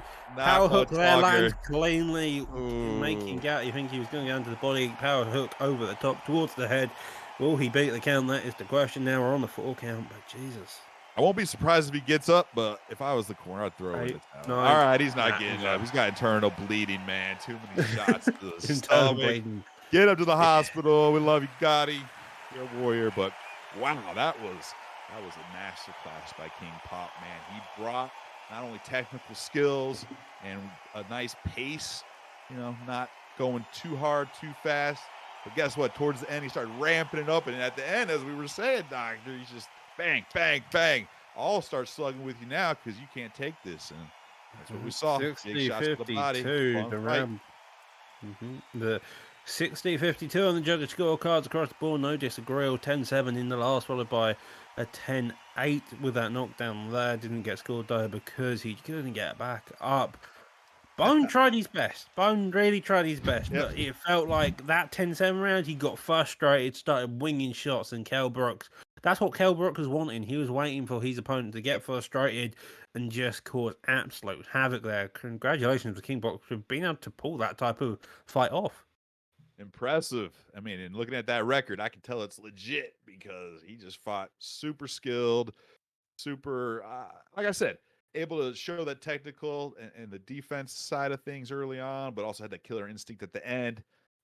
Man, I'm looking forward to both of them getting back in the ring, but especially King Pop, see if he can be one of the first, if not the first undisputed champion in the ESFL, man. So remember that name, King Pop. All right, Doctor, time for the main event of the evening. Are you ready for this, sir? Yep, this is going to be 12 rounds. Joe versus Flossie. Flossie looks like we're going to be in the middleweights men's division this time round. 1.5 damage as typically seen. A one-time stamina modifier this time. There we go. Job versus Flossie Sports TV main event of the evening. 12 rounds, 1.5 times damage in the middleweight division. They're locking in. I know Job wanted to be Carl Froch, which is a really fun character to use. I've had some fun fights with him. Flossie Sports, he's choosing. I don't remember what he said in the wrangling room. Guess we'll see. Give him the green light. Go ahead and lock in, boys, if you haven't locked in. Breaking the fourth wall. I'll go check in the wrangling room. Might as well. Let's go take a look-see. All right, gentlemen, please lock in. Please lock in. There we go. Please lock in. Me, Doctor, and Crooks are all up on them. So, while we wait for them to lock in this fight to load, remember, this is just the start, just the exhibition beginning of Undisputed on ESFL. We're going to have an official season to be announced. It might be a few weeks till we announce it. But let me tell you, it's going to be a lot of fun. Look forward to that.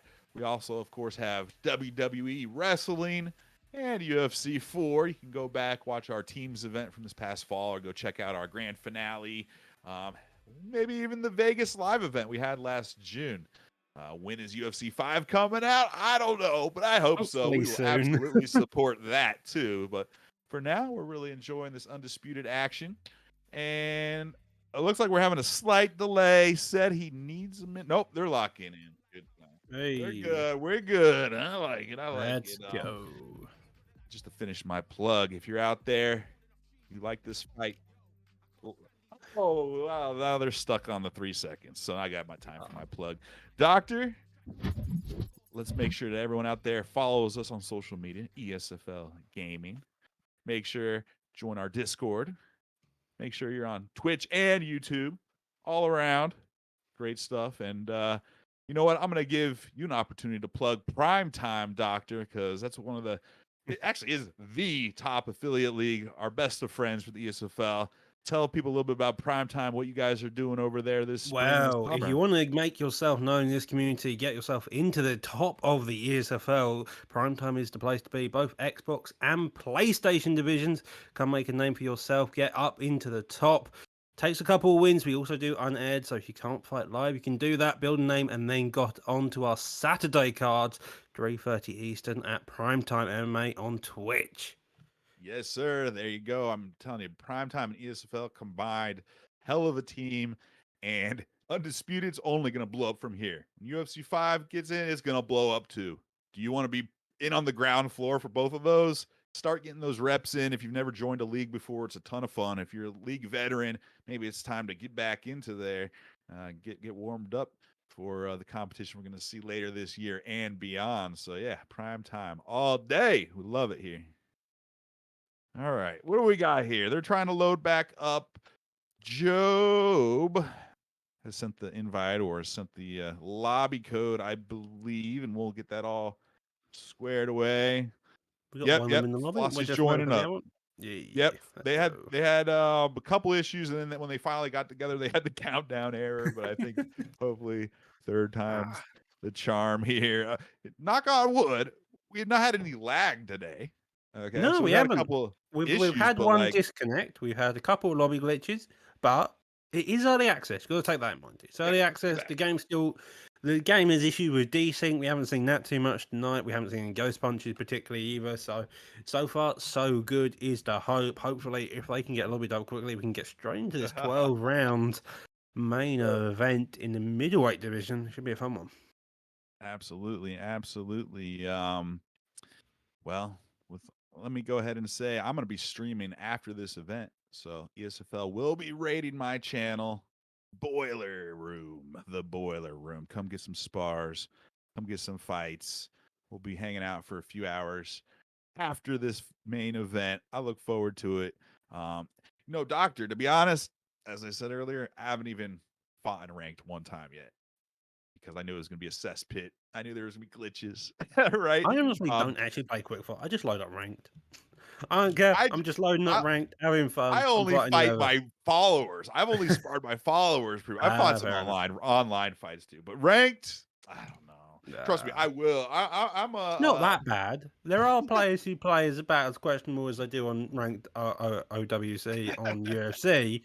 But it's a fighting game. You're going to have that. You're going to have people only spamming straights or spamming hooks. I've seen stats where I've had people only land hooks and only fire hooks, like 0 on straights, 0s on jabs. So I'm glad we aren't having that tonight, to be quite honest. It's nice to see people using a mixture of different techniques. As we've discussed in the past, it's about footwork, it's about blocking, it's about that. Hopefully these two are going to get lowered in, and hopefully they're going to put on one hell of a fight.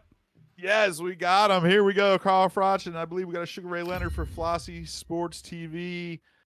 Our main event of the evening, 12 rounds, 1.5 times damage. Both these guys are top notch within the Undisputed community and the rankings and all that. So I'm looking forward to this. Big respect for the Carl Froch pick. He's a lot of fun, but Sugar Ray Leonard's no joke, and both these guys have immaculate records, so this is going to be a close one, Doctor. Yeah, both of these well-adjusted, it seems, across the board.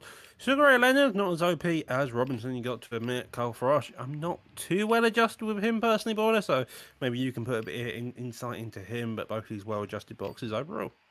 Yeah, so Sugar Ray Leonard definitely has higher stats than Froch, but Froch has some kind of unique characteristics. First off, his length is huge, as you'll see here.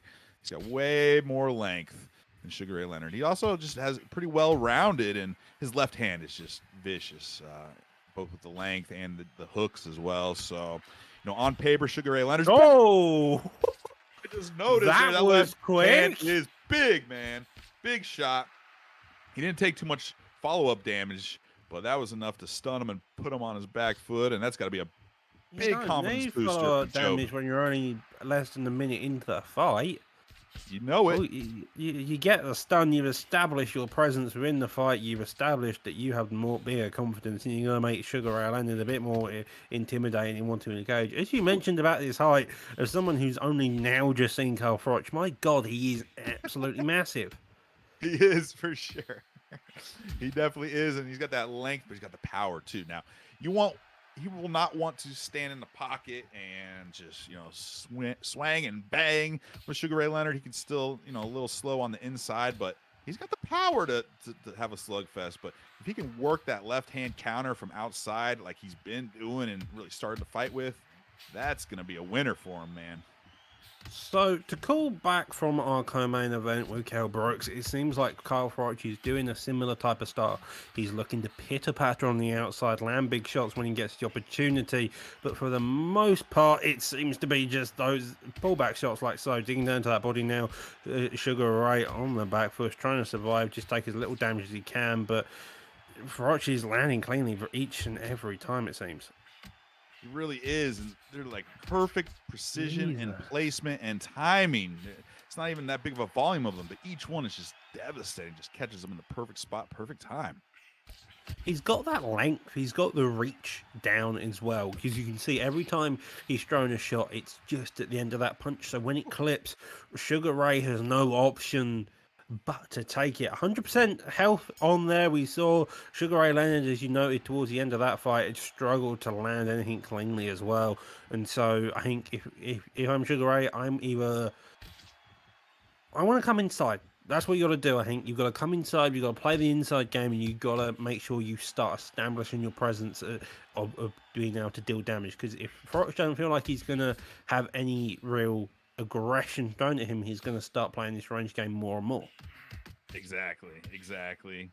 Flossie has been circling away from that left hand more, which has been okay for him, but you do a little bit too much of that, and that right hand will come right behind it. But nice shot. It's really that left hand that he's got to be worried about right now, though, because it's still catching that him. left hand's brutal. There's no other word for it. Absolutely brutal. Calm and composed at each every moment so far. Kyle Froch getting 2 stuns in the second. A couple counter shots also coming along. That lead, that right side, I want to say, of Leonard's has got to be swelling up just very slightly. It's just impeccable performance so far, to be honest. That left hook really has enough distance where it's like most fighters' jab is the length of that big counter left hook. So he's definitely landing some jabs, but he's landing some big hooks in there too from distance and big shots there. I mean, all those connected pretty much for Job. Now he's taunting a little bit. Uh-oh. Taunting and getting a bit confident. Control. That's gonna... Big shots, man. I agree with you for sure. Flossie needs to do his best to get on the inside, maybe charge forward, feint, or act like you're going on offense. Try to counter off of that, but that's what easier said than done. Yeah, he is fighting an uphill battle where Froch is just happy to wing shots when needed. I don't know the adjustment Lennon needs, but he needs something big here because otherwise he's going to really struggle coming into the next couple of rounds where Froch is able to land cleanly. He didn't get stunned. That's the good thing. That's the positive Lennon can take away. He didn't get away with taking no damage. There you go. See how he jammed him up and then he got a nice left counter. He needs to do that about 50 more times. Probably a couple more than 50. Big shot, man. I'm telling you, those left counters are vicious. I played with Froch a couple times, and I had a lot of fun with him. This is inspiring me to check him out even more. Yeah, this is really. I haven't used him before. I'm actually really interested now. See his stats and using him in the game. The very impressive performance. That lead hook is nasty all the way through. It's every time pullback, just clipping him just on the end, as you mentioned earlier. It's about as long as a jab, and it's working fantastically, especially when he's such a taller fighter and bigger fighter than Sugar Ray Leonard. He's having issues. Just that. It's all about the distance, all about that footwork, and Froch is using it fantastically well here. For sure. He's using all the strengths of his fighter, but also fighting just so smart, and he seems like he's a step, if not 2 steps ahead. Job is showing himself to be one of the top, if not maybe the top of the top here in the ESFL Undisputed, prelims or exhibitions, I guess. We'll see what happens in the full season here in a month or so, but Job might be one of the betting favorites from what I'm seeing right now, man. Yeah, no, he definitely is one of the favorites here.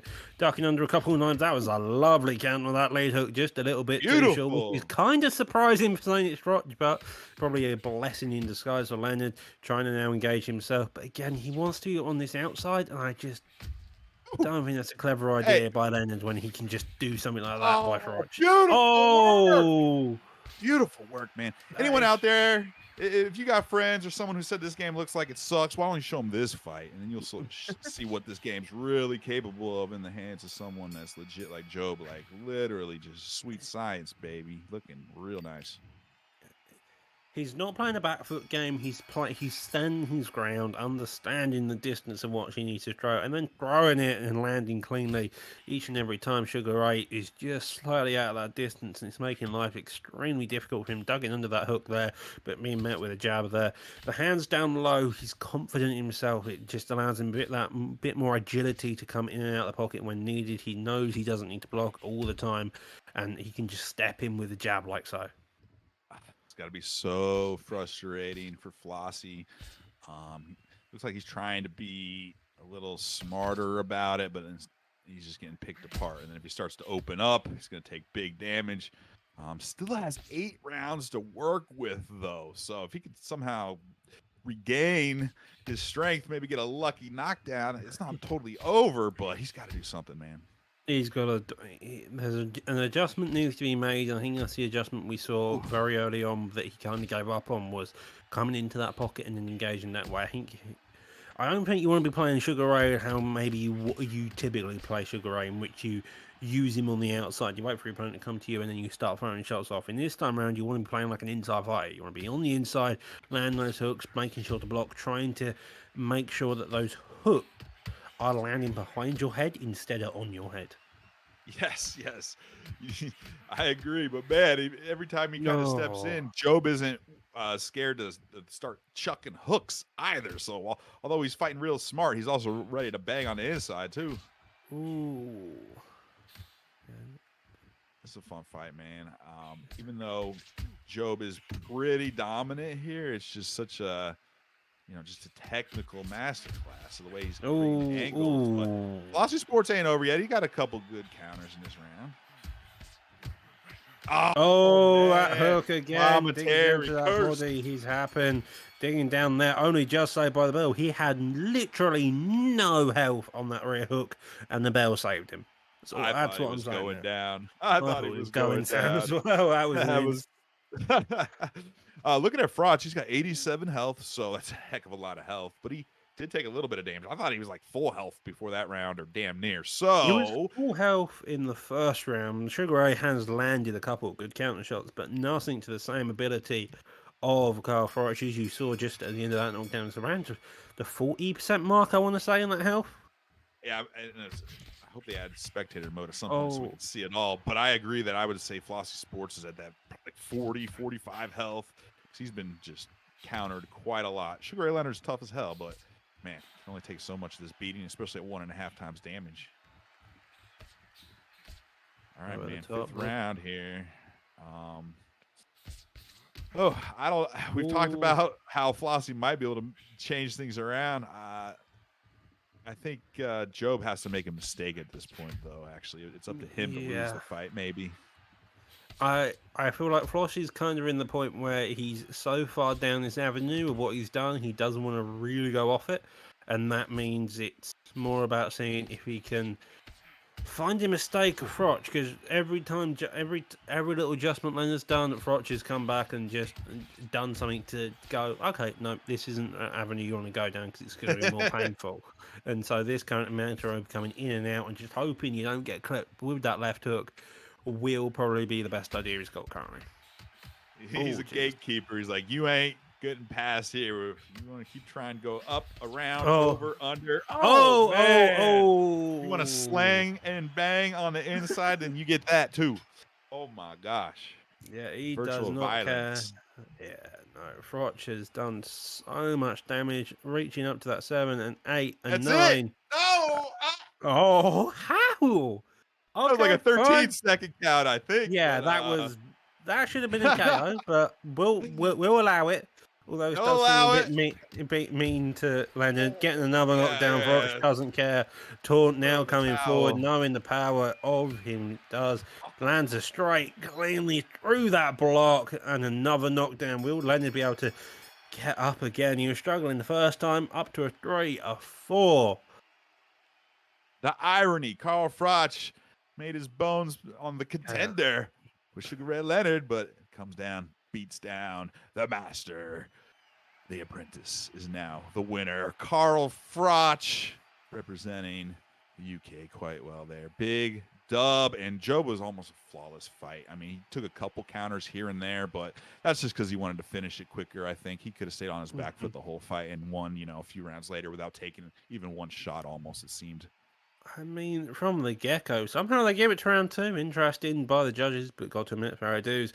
At least that's going to be one feather in Flossie Sports' cap. Job, though, he got a stun within the first minute, and that kind of set the pace. It was all about that lead hook, all about that length, how bigger Frotch is, and it just made life difficult for Lennon to get in on the inside and cause any type of chaos. Chaos was the name of the game all night long. Doctor, that was the last fight of the night. Tons of fun. A lot of respect to all the competitors who came through. Big respect to all the staff that helped out with this. Big respect to all the longtime viewers and the new viewers. If you enjoyed this card, throw us a follow, throw us a subscription, all those different things. Doctor, I'm really excited for what Undisputed has in store for us in the coming months and years, too. Mm-hmm. It's been a fun time. Like, it's impressive to see what the game can offer at this moment as well, and so see how it changes and adjusts coming into the future as well. Yes, man, that was just a masterclass of work by Job. I might have to see if we can get Crooks to break that one down. Last week he broke down the main event. It was a great job. Just so many facets to it, and really, as I said, the entire card was a lot of fun, Doctor. So I'm glad I was able to Mhm. share the airwaves with you, buddy. Yeah, it was a fun night of fights. All the important professional performance. Job capping it off with that masterclass on the main event. That's why he was in the main event, putting on one hell of a performance. Yes, sir. All right, folks. Boiler salutes you. Thanks for sticking with us. We're going to take a few weeks off. We're not going to have Undisputed or UFC or WWE card for a couple weeks, a few weeks, get some spring break, give everybody a little bit of time to rest and retool. But let me tell you, this spring and this summer and beyond is going to be even crazier than ever before. The ESFL. I mean, last year is going to be hard to top with ESFL Live and all the fun we did, but we got some plans I'm really looking forward to in the second half of this year. And we're going to be here for you. But we're taking a few weeks off, Doctor. We need a little bit of a spring break. What do you say? What do you say? Touch some grass. Reset, restart, come back, all the mightier. Absolutely. All right. Well, for the entire ESFL, thanks for watching this card. Hope you guys had some fun. Doctor, I salute you again. And we're going to raid my channel, actually. So stick with us if you want to come get some spars in with Boiler or just watch me beat some people up and get myself beat up too. You can say how well or how poorly I did on commentary. I look forward to it. Doctor, man, thanks again for sticking with us. All right, guys. Peace.